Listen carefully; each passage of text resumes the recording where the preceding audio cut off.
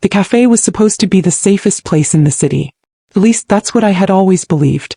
It was small, warm, always smelling of burnt coffee beans and sugar, tucked between a bookstore and a closed-down tailor shop. The kind of place people came to forget the world for a few minutes. Mothers with strollers, couples on quiet dates, office workers hiding from their lives. I worked the morning shift because it paid less attention to faces. That morning started like any other. I wiped down tables, refilled napkins, pretended not to listen to conversations that didn't belong to me. I had learned long ago that survival often depended on staying invisible. Then the door opened. The bell above it rang once, soft, harmless, and everything changed. I felt it before I saw him. The room tightened as if the air itself had pulled back. Conversations lowered without anyone knowing why. My fingers froze around the coffee pot. He walked in like he owned the place. Not loud, not arrogant, just certain. Dark coat, calm eyes that didn't search the room because they didn't need to. Men like him didn't look for danger. Danger adjusted itself around them. Spanish accent. European tailoring. The kind of presence you don't forget once it brushes past you. The Spanish Mafia boss. I didn't know his name then. I only knew the rumors. Power. Money. Bodies buried in silence. A man who didn't come to cafes unless there was a reason. And yet he smiled. Not at me. At the woman who walked in behind him. She was beautiful in a sharp, deliberate way. Hair perfect. Nails perfect. Expression carefully practiced. She laughed softly, touching his arm like she belonged there. His girlfriend. I watched them take a seat near the window, the table closest to the back hallway. My chest tightened. Every instinct told me to stay away. But it was my job. I walked over, not meeting his eyes. Coffee? I asked, keeping my voice steady. 2, he said calmly. Black. His eyes flicked to my face for half a second. It felt like standing under a spotlight. I nodded and turned away, my pulse loud in my ears. Behind the counter I focused on breathing, on not shaking, on reminding myself that powerful men came and went all the time. This meant nothing. Then I heard her voice. Oh, careful, controlled. They're already in position, she said in Spanish, her tone too calm for the words. You said you trusted me. I stopped moving. The machine hissed, steam rising, covering me in noise. But her words cut through everything. In position? He asked, amused. For what? For when you leave, she replied. They won't miss. My hand slipped. The cup shattered against the counter, porcelain exploding into white shards. A customer gasped. I apologized too quickly, my heart racing. I shouldn't have heard that. I shouldn't have understood it. I definitely shouldn't have looked back. But I did. The man was watching her now. Really watching. Not angry. Not suspicious. Calculating. She smiled and leaned closer, brushing his hand. Relax. By tonight it won't matter. Something cold settled in my stomach. They were planning to kill him. And she was the one leading them to him. I forced myself to keep moving. To finish the order. To walk back like I hadn't just stepped into a death sentence that didn't belong to me. I placed the cups down with shaking hands. Everything okay? She asked me sweetly. Yes, I lied. Her eyes lingered on me for a moment too long. I walked away before my face betrayed me. Behind the counter my mind raced. I could ignore it. I could pretend I'd heard nothing. I could go home alive. That's what smart people did. But then I thought of the way she'd said it. So calmly. So confidently. As if his life were already over. And I thought of my own past. Of how silence had cost me everything once before. I didn't have the luxury of doing nothing. I grabbed a receipt and a pen, my hands trembling so badly I almost dropped them. What do you write when seconds might be all someone has left? I wrote fast. Messy. Honest. Your girlfriend sold you out. They're in position. I folded the paper twice. The cafe felt too bright. Too loud. Too exposed. I waited until I refilled water glasses near their table. My heart hammered so hard I was sure they could hear it. As I leaned down, I let the note slip from my sleeve. It landed under his coffee cup. He didn't notice. I walked away, my legs weak, my future suddenly uncertain. Behind me I heard a chair shift. Then silence. If you were in my place, would you have stayed quiet? Or done the same? I didn't look back. That was the rule I'd learned the hard way. Once you step out of danger, you don't turn around to admire how close it came. My hands shook as I wiped the counter again and again, even though it was already clean. Every sound felt louder now. The espresso machine. Cutlery clinking. The low hum of conversations pretending nothing had shifted. But something had. I felt it in my bones. Behind me the chair scraped softly. Then another. Footsteps. I didn't need to see him to know he was standing up. Time stretched, thin and fragile. I waited for shouting. For violence. For the sharp crack of a gunshot that would turn the cafe into a crime scene and my life into a footnote. None of that came. Instead, his voice, calm, steady, floated through the room. Can we get the check? Relief hit me so suddenly my knees nearly buckled. I rang it up with numb fingers and slid the receipt across the counter. He took it without comment. Without a glance. Without revealing whether the note had changed anything at all. His girlfriend stood beside him, still smiling, still flawless. If she suspected anything, she hid it well. They left together. The bell rang. And the cafe exhaled. Only I didn't. The rest of my shift passed in fragments. Faces blurred. Words lost meaning. Every time the door opened, my heart jumped. Every time someone spoke Spanish, my breath caught. When my shift finally ended, I stepped outside into the cold afternoon air, feeling like I'd walked out of another life. I didn't know if I'd saved him. I didn't know if I'd doomed myself. I only knew I couldn't go home. I took the long way, weaving through side streets, changing directions twice for no reason other than instinct. My phone stayed silent in my pocket, heavier than it should have been. When I finally reached my apartment, I locked the door and leaned against it, breathing hard. That was when my phone vibrated. Unknown number. My stomach dropped. I stared at the screen until it stopped buzzing. Then it rang again. I answered. Yes. My voice didn't sound like mine. You're brave, a man said.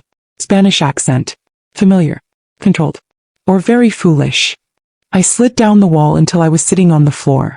I don't know what you're talking about, I said automatically. Pause. Then quietly, you dropped something today. My chest tightened. I work in a cafe. People drop things all the time. Another pause. Longer this time. You could have ignored what you heard, he continued. Most people would have. I closed my eyes. I didn't, I whispered. No, he agreed. You didn't. There was no threat in his voice. No anger. That scared me more than shouting ever could. You have a child, he said. The world tilted. I didn't respond. I couldn't. A daughter, he added. 6 years old. School on Valencia Street. My grip tightened around the phone. She's safe, he said immediately, as if sensing the panic flooding my veins. No one has gone near her. This is not a threat. Then what is it? I wanted to scream. It's context, he said. You acted knowing what you could lose. Silence stretched between us, heavy with things unsaid. Why? He finally asked. The question was simple. The answer wasn't. Because I've been betrayed before, I said quietly. And because no one warned me when it mattered. Another pause. Then softer. You should be careful now. The line went dead. I sat there long after the call ended, my thoughts tangled in fear and relief and something dangerously close to purpose. He believed me. That meant his girlfriend, no, his traitor, hadn't known yet. Which meant the game was still on. The next day 2 men showed up at the cafe. They didn't look like criminals. That was the point. Clean cut. Polite. One ordered tea. The other smiled at me like we shared a secret. We're friends of his, the taller one said casually. He asked us to watch. Watch what? I asked. You, the shorter one replied. And everyone else. My skin prickled. They sat near the window for hours, eyes scanning reflections instead of faces. Customers came and went, unaware that the cafe had become something else entirely. A listening post. That afternoon I noticed her again. The girlfriend. He came alone this time. Same table. Same smile. Same calm. She watched the door more than her phone. Waiting. I served her coffee, my pulse steady now. Not because I wasn't afraid, but because fear had settled into something colder. She studied me openly this time. You work here often, she said. Yes. You hear many things. People talk, I replied carefully. Her smile sharpened. They shouldn't. She left without touching her drink. That night, another message arrived on my phone. They're moving faster than expected. Stay alert. I stared at the words, understanding dawning like a slow, terrifying sunrise. I wasn't just a witness anymore. I was part of it. And if you've made it this far into the story, tap like if you can feel the tension building, because this is where everything starts to tighten. I locked my door, checked on my daughter, and sat in the dark, knowing one truth with absolute clarity. There was no going back to being invisible. The first rule he gave me was simple. Don't change your routine. Fear makes people visible, he said during our second call. Visibility gets people killed. So I kept going to work. Same shift. Same cafe. Same apron that still smelled faintly of coffee and bleach. I smiled at customers. I joked with regulars. I pretended my life hadn't slipped onto a knife's edge. But everything underneath had changed. The cafe was no longer just a cafe. It was a stage. I started noticing details I'd never paid attention to before. The reflection in the espresso machine that showed the street outside. The way certain men never ordered sugar but always stirred their drinks.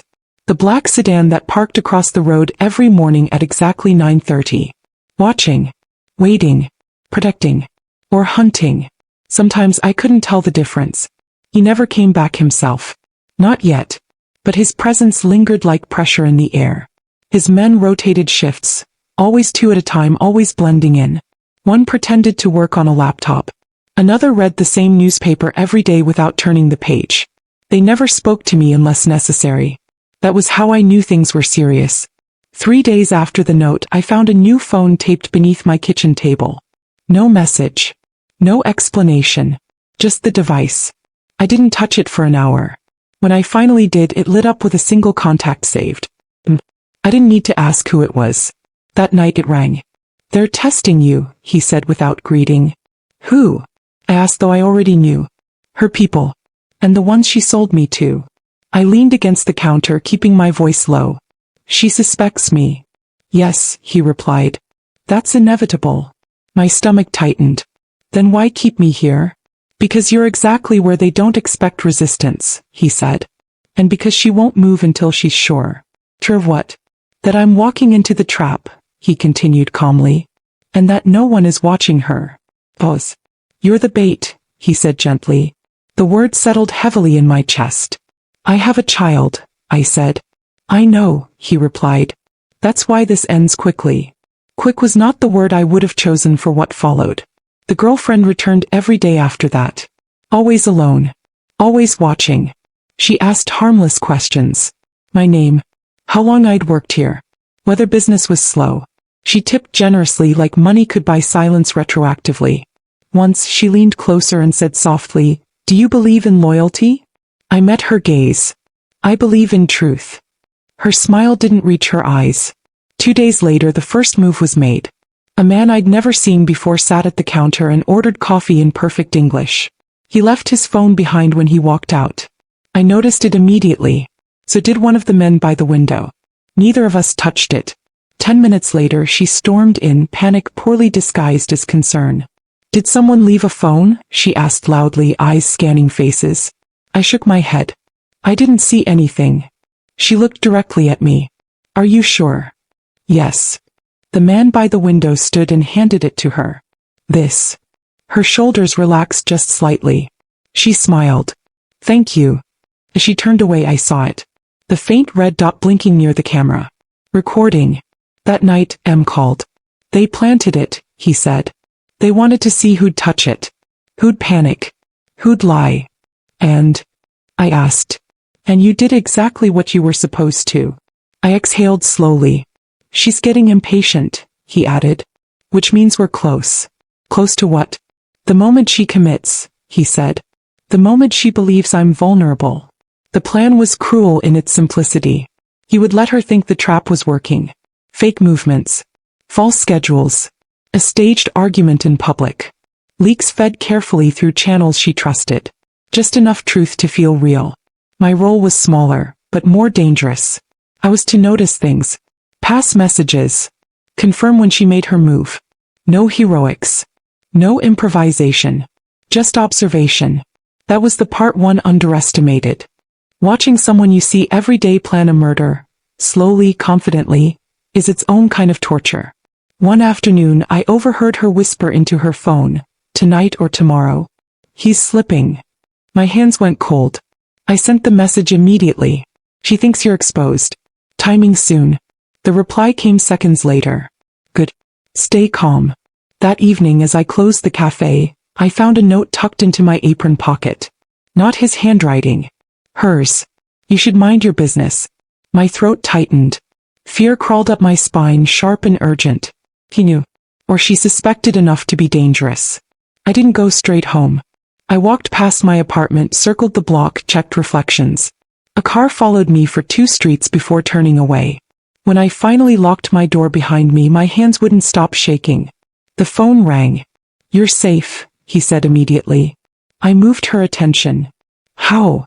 I whispered. "I reminded her why she hates me," he replied calmly. "People act faster when they feel justified." There was a pause. "This ends in 48 hours, he said. "One way or another." I sat on my bed, staring at my sleeping daughter, memorizing the rise and fall of her chest. I had crossed a line I couldn't uncross. I wasn't invisible anymore. I was necessary. And if you're still with me, drop a thoughtful comment about what you would do next, because the trap has been set, and someone is about to walk straight into it. The last 48 hours felt longer than the 6 years of my daughter's life. Sleep came in pieces, sharp, shallow fragments filled with half-dreams and sudden wakefulness. Every sound outside my apartment made my heart stutter. Every shadow felt intentional. Morning arrived anyway. It always does. I dressed my daughter for school with hands steadier than I felt. I braided her hair slowly, carefully, like muscle memory could protect us both. "Are you sad, Mama?" she asked, watching me in the mirror. "No," I lied softly. "Just tired." She hugged me around the waist before running off to grab her shoes, unaware that she was the reason I hadn't broken yet. After I dropped her off, I didn't go straight to the cafe. I waited. Across the street, inside a parked car that wasn't mine. One of his men sat in the driver's seat, eyes on the school entrance. "She won't be touched," he said without looking at me. "No matter what happens today." I nodded, swallowing hard. "What happens today?" I asked. He glanced at me then. The truth. The cafe was already buzzing when I arrived. Too busy. Too normal. The kind of day where life pretends nothing terrible is about to happen. She was already there. Same table. Same posture. Same controlled calm. But something was different. She wasn't hiding it anymore. Her phone sat face up on the table. Her fingers tapped once, twice. Signals, not nerves. She watched the door like she expected him to walk through it any second. He wouldn't. That was part of it. Instead, someone else arrived. A man in a dark jacket, older than the rest, eyes sharp with experience. He ordered nothing. Just sat 2 tables away from her. She noticed him instantly. So did I. My phone vibrated once in my pocket. "That's her handler." The words made my stomach turn. I kept working. Kept moving. Let myself be close enough to hear fragments. "Tonight," she said quietly into her phone. "He's alone." The older man leaned back, satisfied. I sent the message. "She's committing." "Tonight confirmed." The reply came slower this time. "Good. Stay where you are." Hours passed. Every minute stretched tighter than the last. Then just before my shift ended, the door opened. And he walked in. The room changed instantly. He looked different from the man I'd seen days ago. Less polished. More human. Like someone who had allowed himself to appear vulnerable on purpose. Her breath caught. I saw it. He didn't look at her at first. He took a seat at the counter, back to the room, as if he trusted the space completely. As if nothing had changed. She stood. Too quickly. "Wait," the older man murmured, but she ignored him. She crossed the room, heels clicking sharply against the floor. "I didn't expect to see you here," she said lightly, touching his shoulder. He turned, smiling. "I needed coffee," he replied. "And you." The lie slid easily between them. They sat together. I forced myself not to stare. She leaned in close, whispering things meant only for him. Reassurances. Soft apologies. Promises of safety. I knew what she was doing. She was positioning him. The cafe door opened again. And again. Customers filtered in. Too many, too quickly. Faces I recognized from previous days. Men who pretended to browse menus while watching reflections. The trap wasn't just set. It was closing. She excused herself, standing abruptly. "I'll be right back." That was the signal. My phone buzzed. No. The older man stood. And so did he. "What's wrong?" she asked, turning back too late. He didn't answer her. Instead, he reached into his coat and placed something on the table between them. A phone. Her phone. Color drained from her face. "What is this?" she demanded, but her voice had lost its confidence. "Play it," he said calmly. The cafe seemed to hold its breath. The recording started. Her voice filled the space, clear, undeniable. "They're already in position. By tonight it won't matter. I trusted you would finish it." Murmurs rippled through the room. She stood frozen, eyes darting wildly. "This isn't," she began. Then another recording played. Her voice again. Different call. Different day. "Once he's gone, everything is mine." The older man backed away slowly. He turned to him. "You said this was secure." He didn't meet her eyes. That's when she understood. She had been isolated. Surrounded. Outplayed. She lunged for him. He stood calmly, stepping back just enough. "Don't," he said quietly. Security moved in, fast, precise. No weapons drawn. No chaos. Just inevitability. She screamed then. Not in fear. In rage. "You were nothing without me," she shouted. "I gave you loyalty." "You gave me to my enemies," he replied evenly. They led her away, still screaming, still fighting. The cafe slowly returned to noise. To movement. To pretending nothing extraordinary had happened. He stayed seated. So did I. When the last of them were gone, he looked at me. "Thank you," he said simply. I nodded, my chest tight. "Is it over?" "For her," he said. "Yes. And for me." He considered that. Almost. Outside, the city kept breathing. Cars passed. People laughed. Life continued, indifferent to how close it had come to bloodshed. I realized then that survival didn't always look like escape. Sometimes, it looked like standing still while the truth burned everything else away. And if this part made your heart race, tap like, because what comes next isn't about power anymore. It's about consequences. The cafe emptied slowly, like the city itself was reluctant to accept what had just happened. Chairs scraped.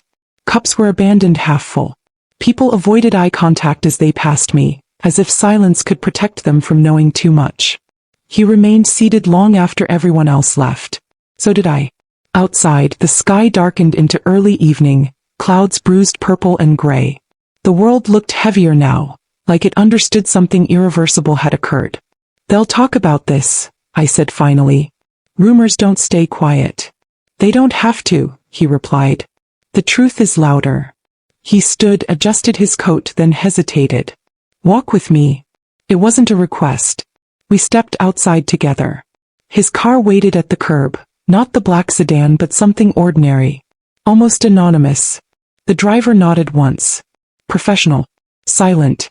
"I need you to understand what happens next," he said as we walked. "Because this is the part people never tell you about." I didn't interrupt. "When you expose a lie," he continued, "you don't just destroy the person who told it. You destroy everything built on it." We stopped beneath a streetlight. Its glow painted his face softer than I'd ever seen it. "She wasn't acting alone," he said.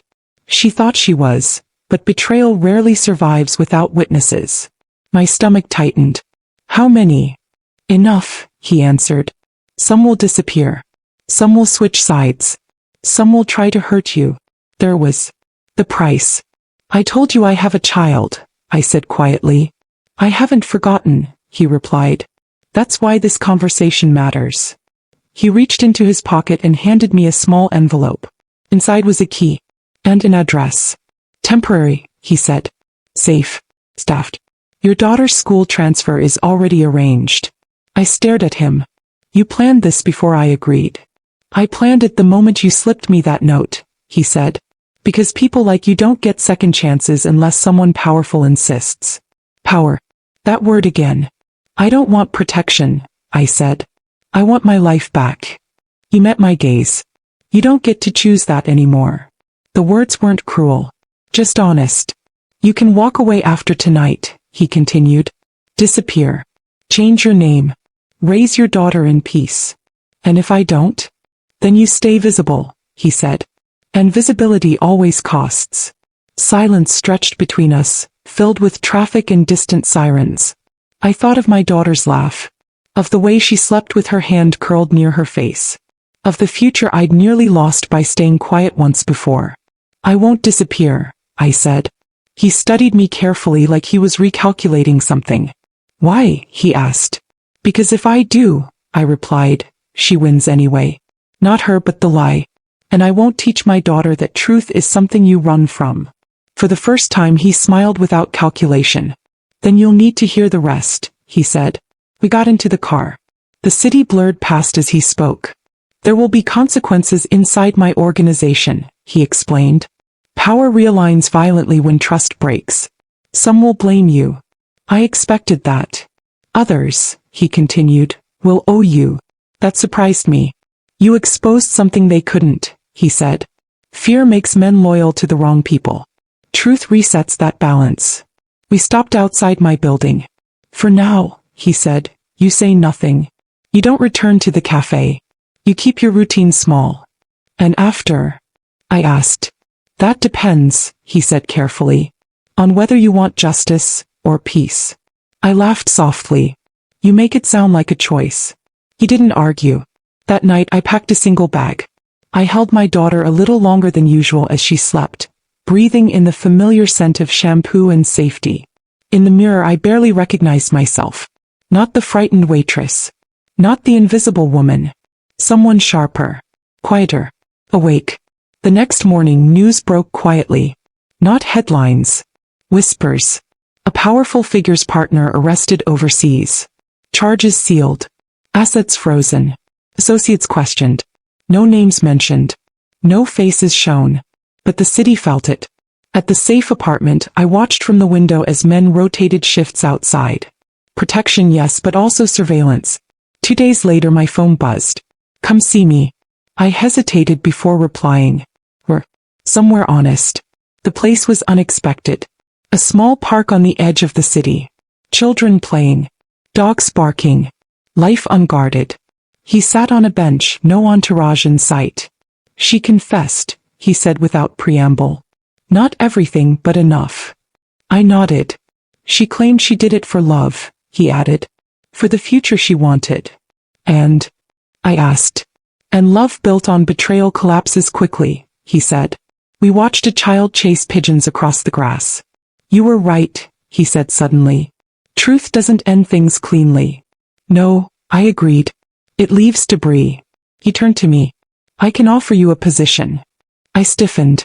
I'm not joining your world. He raised a hand. Not that kind. Then what? A role, he said. As someone who sees what others miss. Someone outside the machine. I shook my head. That's not a life. It's already yours, he replied gently. I stood. I'll protect my child. I'll protect myself. But I won't trade one cage for another. He didn't stop me. Then we're finished, he said. For now. As I walked away I felt it again, that shift in the air. The sense that something had ended, and something far more dangerous had begun. Truth had been exposed. Power had been shaken. And consequences, slow, patient consequences, were already moving. Redemption doesn't arrive like forgiveness in movies. There is no swelling music. No clean relief. Comes quietly, through responsibility, through sacrifice, through the slow rebuilding of what truth destroyed. The safe apartment became our new normal. Too clean. Too quiet. Too carefully protected. My daughter adapted faster than I did. Children always do. New school. New park. New routines. She laughed again within days as if danger had been nothing more than a storm that passed overhead. I watched her closely, measuring every smile, every moment of peace. Because peace felt borrowed. 3 weeks passed. No calls. No messages. No instructions. That silence was intentional. He was letting the dust settle. One evening as I cooked dinner, there was a knock at the door. Not loud. Not aggressive. Precise. I knew who it was before I opened it. He stood alone in the hallway. No guards. No shadow presence. Just a man who looked tired in a way power couldn't hide. "I won't come in," he said. "I just needed to see you." I stepped outside, closing the door behind me. "She's being sentenced," he said quietly. "Longer than she expected." I felt no satisfaction, only weight. "And the others?" I asked. "Scattered," he replied. "Some gone. Some loyal again. Some watching me very carefully." I nodded. That was the price of survival in his world. "You kept your distance," he said. "That helped." "I meant it," I replied. "I won't raise my child in fear." He studied me for a long moment. "That's why this is the last time," he said. Something in his tone told me he'd already decided. "I've cleaned what I can," he continued. "But my world leaves marks. And people who stand near it don't stay untouched." I swallowed. "So this is goodbye?" "Yes." He reached into his coat and handed me a folder. Inside were documents. New identity options. Legal records already amended. A future that didn't belong to him. "You don't owe me anything," he said. "You already paid." I closed the folder slowly. "What about you?" I asked. A faint smile touched his mouth. "Men like me don't get redemption," he said. "We manage consequences." For the first time I saw loneliness in him, not the dramatic kind. The earned kind. "I hope you find peace," I said. He met my eyes. "I hope you keep choosing truth," he replied. "Even when it's expensive." Then he turned and walked away, footsteps fading down the corridor. I didn't watch him leave. I went back inside and held my daughter while she slept, anchoring myself to the life I almost lost. Weeks later we moved again. This time by choice. A quieter city. Smaller streets. A cafe near our new apartment. Ironically warm, familiar, harmless. I didn't work there. I watched. Life slowed. Healing isn't dramatic. It's repetition. It's waking up without checking exits. It's laughter that comes without guilt. It's learning to trust silence again. One afternoon my daughter asked, "Mama, are we safe now?"